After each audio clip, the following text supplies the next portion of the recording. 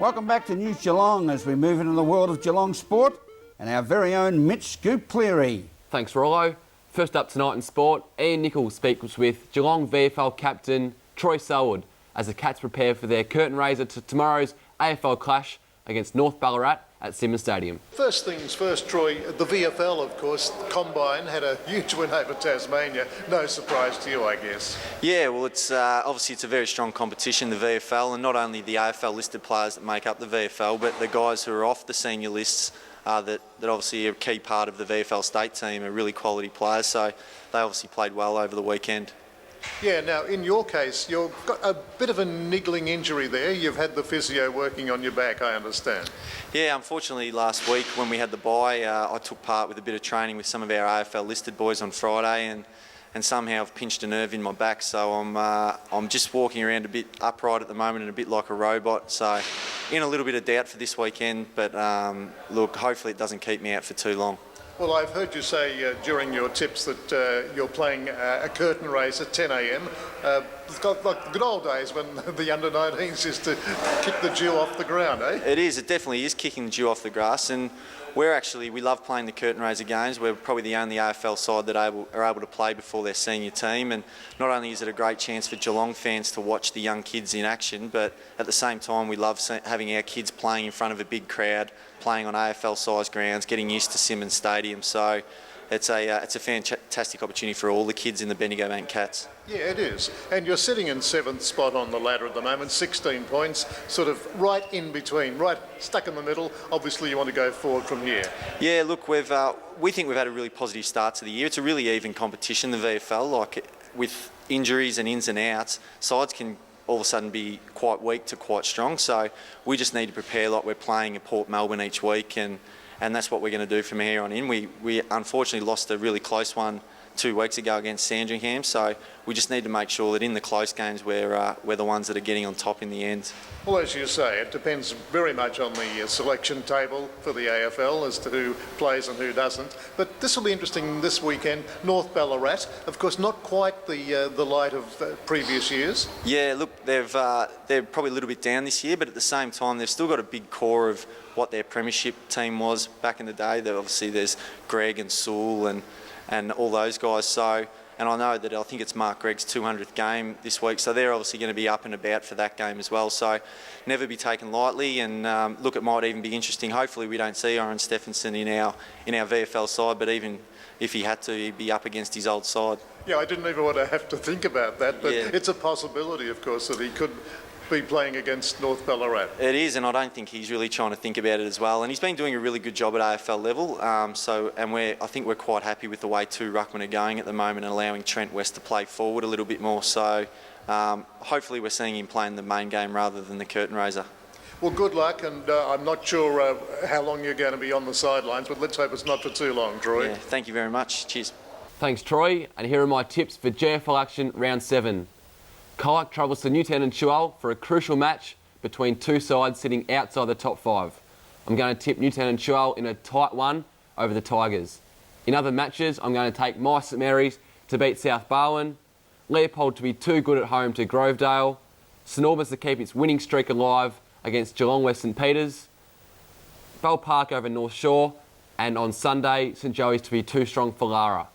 And here are Nathan Curry's tips for BFL action round 8.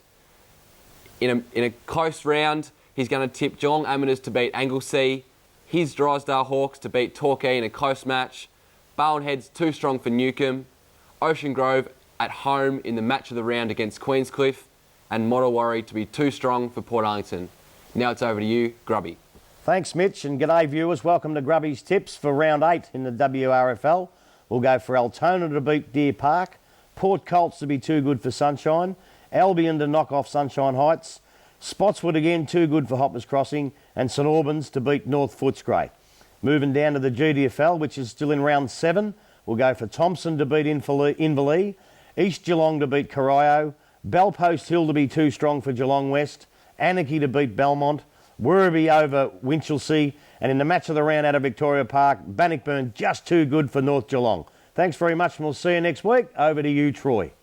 G'day guys, it's Troy Selwood, the captain of the VFL Bendigo Bank Cats, and here are my tips for both the AFL and VFL in round 10. In the AFL, I'm tipping Richmond to beat St Kilda, Geelong to beat GWS, Hawthorn to defeat the Kangaroos, Adelaide to defeat Fremantle, Essendon to beat Melbourne, Carlton to beat Port Adelaide, West Coast to defeat the Brisbane Lions, Sydney to beat Western Bulldogs, and Collingwood to get over the Gold Coast. Now in the VFL, I'm tipping the Bendigo Gold to defeat Williamstown, Werribee to defeat Collingwood VFL, Port Melbourne to beat Frankston, and the Casey Scorpions to get over the Northern Blues, and obviously Geelong Bendigo Bank Cats to defeat North Ballarat Roosters.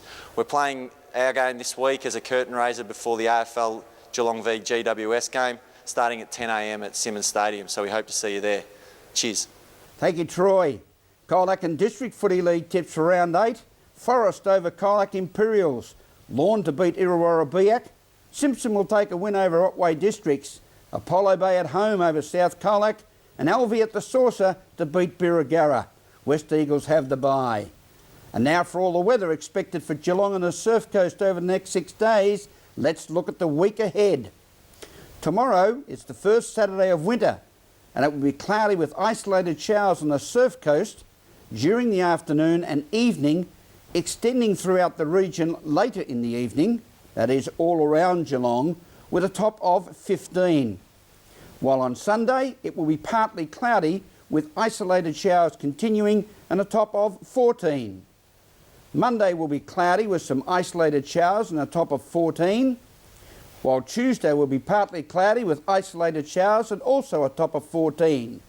Wednesday will continue with cloudy conditions and isolated showers and a top of 15, while Thursday will also be cloudy with some sunny periods and isolated showers with a top of 13. Today around Geelong and the Surf Coast we saw patchy morning fog and a light frost.